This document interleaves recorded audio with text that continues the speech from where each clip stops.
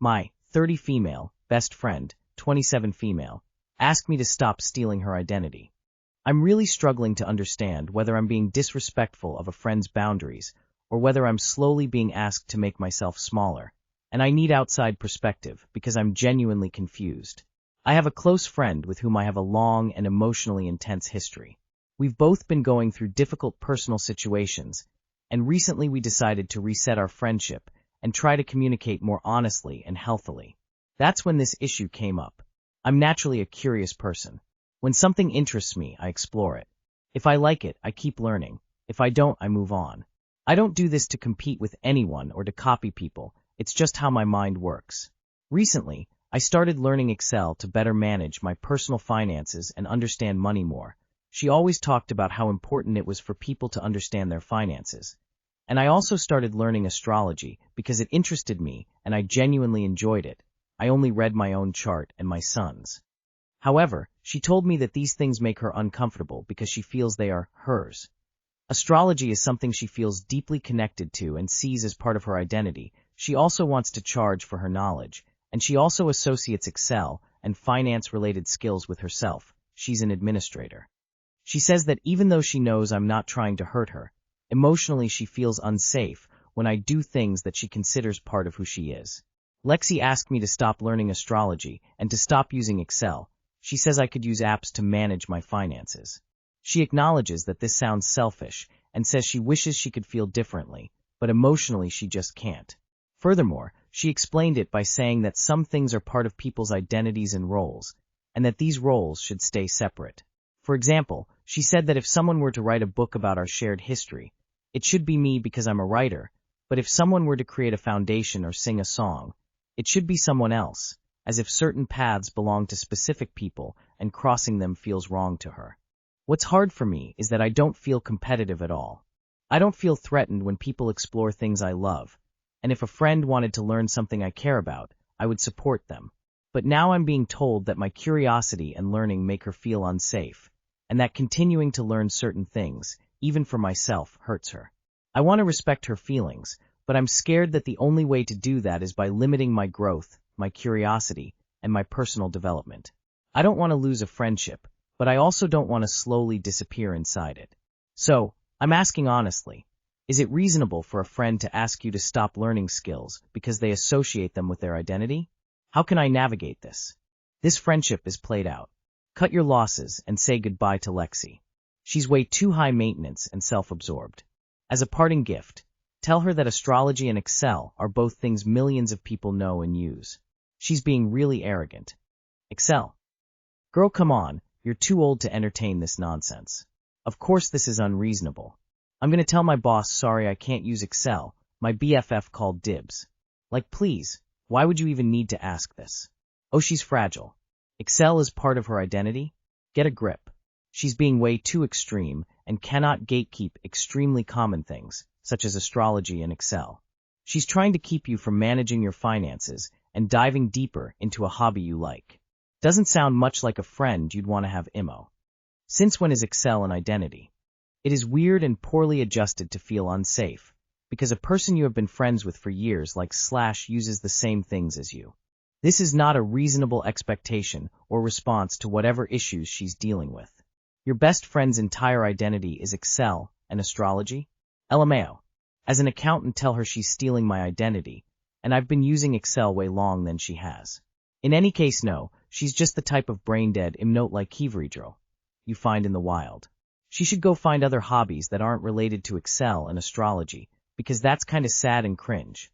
I, 33F, considering leaving my husband, 35M, over him deciding not to come home. I want to ask for advice on how to explain to my husband that he makes me feel like I am not enough. This year, he said putting up Christmas decorations would be weird, because it's just us two, and then he decided to take a trip to visit his family that lives in another country from December 15th to January 15th. This was a planned trip, but the dates and length were never decided. He was talking to his mom on the phone about the trip, and they agreed a month would be a good length, and booked the tickets at that moment. Then he told me the dates after. He said he's only going for so long because his niece is having a baby on January 6th, inducement scheduled. I tried to be understanding, but an entire month over 2 major holidays was hard to accept. He knows I am not close to my family, and that I would never visit them over the holidays. We got in a screaming match about the weird comment the night he booked the trip because my emotions spilled over. I told him he makes me feel like I'm not enough, and he said he was expressing his feelings when he said it would be weird, and it didn't mean he didn't want to decorate.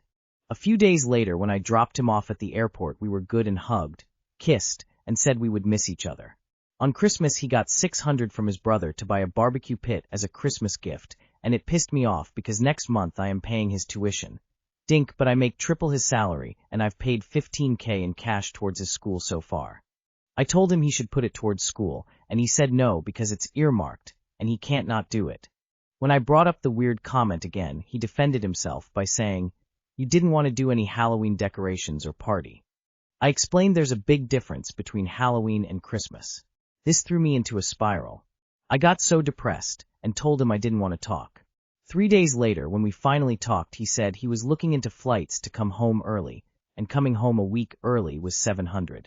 We agreed it was too much, but then he told me he could come home 2 days earlier for free, but he didn't know if it was worth it. I told him it was up to home, neutral tone, and he decided not to change his flight.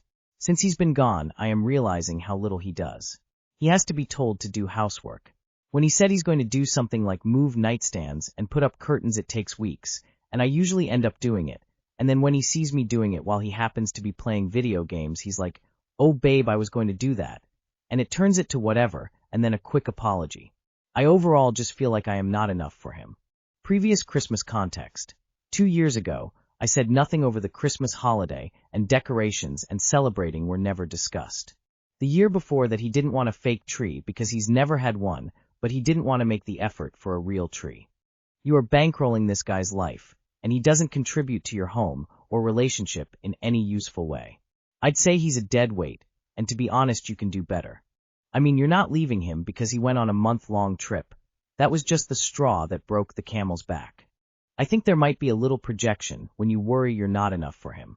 It can be hard to admit we've realized they're not enough for us. He's not enough for you. You deserve more, better. Maybe you feel like he'd be different if you were good enough, or worth changing for, but I think you've realized that you are the strong one here.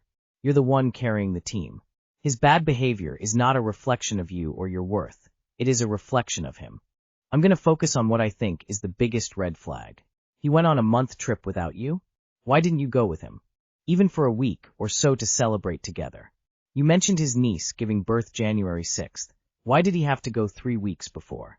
And don't mothers usually want some peace the first week or so? He should have stayed and planned a trip second week of January with you to visit them. Leave him.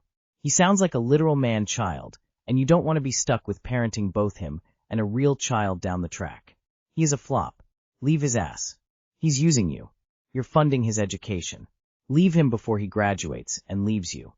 My husband, 34M, acting strange while I'm 27F sick. My husband and I have been married for just 2 months. He's English, and I'm Moroccan.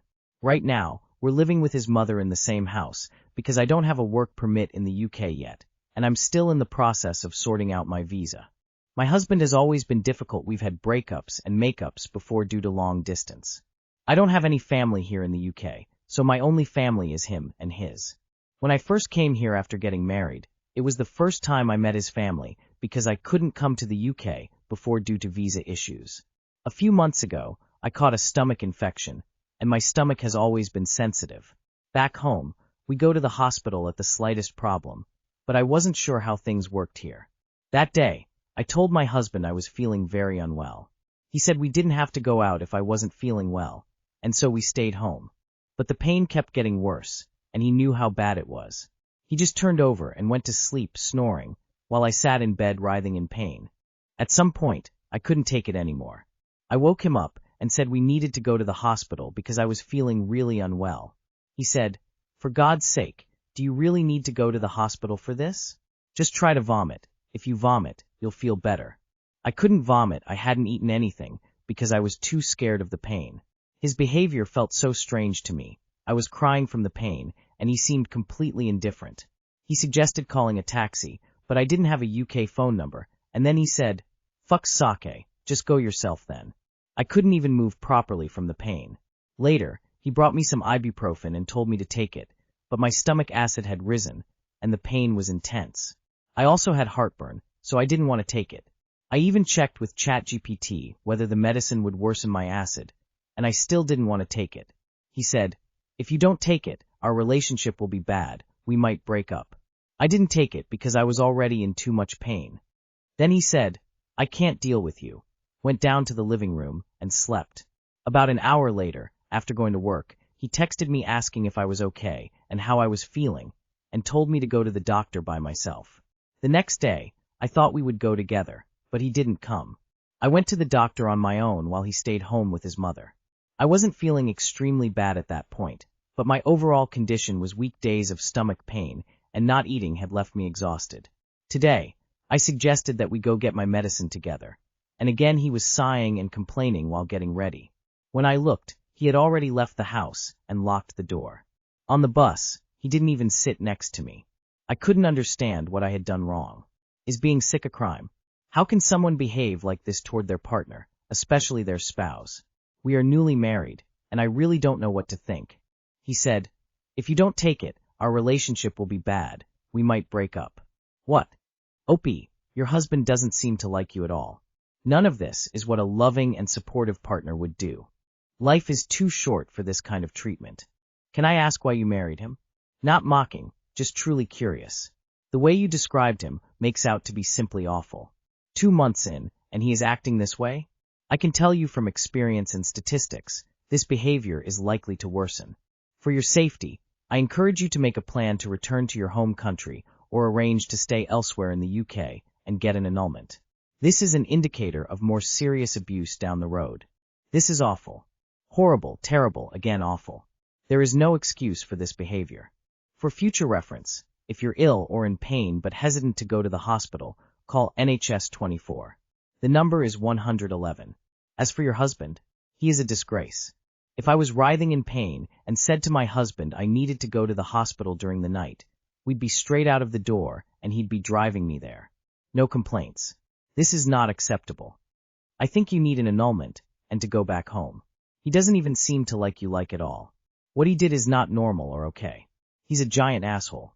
I just saw a TikTok about a woman who was at work as a nurse and spiked a fever and passed out. Turns out she was septic.